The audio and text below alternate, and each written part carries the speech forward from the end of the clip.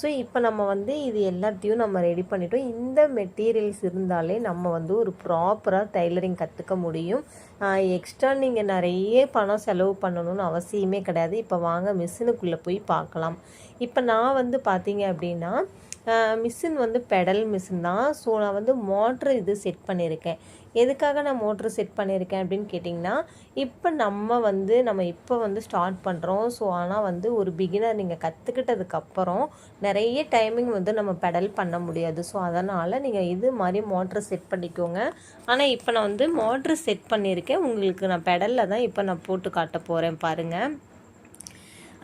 Next வந்து பார்த்தீங்க அப்படின்னா, எப்பயுமே நீங்கள் மிஷினை பற்றி தெரிஞ்சுக்கிறது வந்து ரொம்ப இம்பார்ட்டன்ஸு. ஸோ இப்போ பாருங்கள், மிஷினுக்கு மெயின் தேவையே நம்ம எப்படியெல்லாம் நம்ம நோட் பண்ணணும் அப்படிங்கிறது தான்.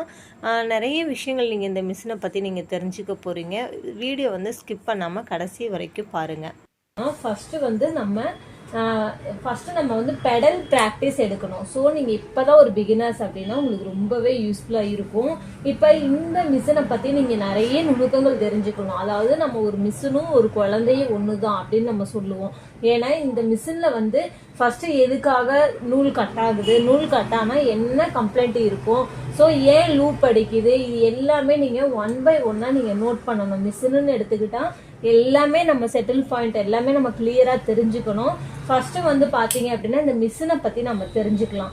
இந்த பெடல் மிஷின் வந்து பார்த்தீங்க அப்படின்னா இது வந்து நான் பிக் சைஸு, இதுக்கு ஸ்மால் சைஸ் ஒன்று இருக்குது. நீங்கள் இப்போ தான் நீங்கள் புதுசாக மிஷின் வந்து வாங்கணும் அப்படின்னா கண்டிப்பாக வந்து இந்த மாதிரி பிக் சைஸ் எல்லாம் வாங்குங்க மிஷினு. ஸோ நீங்கள் ஸ்மால் சைஸில் வாங்கிட்டீங்க அப்படின்னா நம்மளுக்கு பேக்கில் நம்ம சொன்ன மாதிரி மோட்ரு செட் பண்ண முடியாது. செட் பண்ணாலும் அது லைஃப் வராது உங்களுக்கு.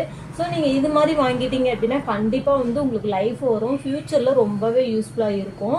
இப்போ வந்து பார்த்தீங்க அப்படின்னா இந்த மாதிரி எல்லாமே ஹோல்ஸ் இருக்கு இல்லையா, ஸோ இதில் எல்லாமே நம்ம என்ன பண்ணணும்னா ஆயில் விடணும். ஃபர்ஸ்ட்டு இந்த ஹோல்ஸில் நம்ம ஆயில் விடணும். ஸோ இந்த மாதிரி டைப்பில் எல்லாமே நம்ம வந்து என்ன பண்ணணும்னா எங்கெங்கெல்லாம் ஹோல் இருக்கோ ஸோ அதில் எல்லாத்துலேயுமே நம்ம என்ன பண்ணணும் ஆயில் விடணும். ஆயில் நீங்கள் எந்த அளவுக்கு இந்த மிஷினில் விடுறீங்களோ அந்த அளவுக்கு உங்கள் மிஷின் வந்து நல்ல லைஃப் கொடுக்கும். ஸோ உங்களுக்கு வந்து எந்த கம்ப்ளைண்ட்டுமே இருக்காது. இன்னொன்று வந்து பார்த்தீங்க அப்படின்னா இந்த மாதிரி ஹோல்ஸ்ல எல்லாம் நீங்கள் தொடத்தட்டி இதில் எல்லாத்துலேயுமே நீங்கள் உங்களுக்கு நீடில் பாயிண்ட்டு ஸோ எல்லாத்துலேயுமே நீங்கள் என்ன பண்ணணும் ஆயில் நீங்கள் ஃபஸ்ட்டு விடணும். விட்டதுக்கப்புறம் இப்போ இந்த குதிரை இருக்கு இல்லையா, ஸோ இந்த தொடத்தட்டி அதாவது இந்த மிதி நம்ம சொல்லுவோம் குதிரையை வந்து நம்ம என்ன பண்ணணும் அப்படின்னா இதுக்கு பேக் சைடு இருக்குது பாருங்கள், இது தூக்குற டைப்பு பேக் சைடு இருக்குது. ஸோ நம்ம எப்பயுமே வந்து நீடில் பாயிண்ட்ல கை வைக்கும் போதும் இல்லை இந்த குதிரை நம்ம தூக்கும் போது என்ன பண்ணணும்னா பெடல்ல இருந்து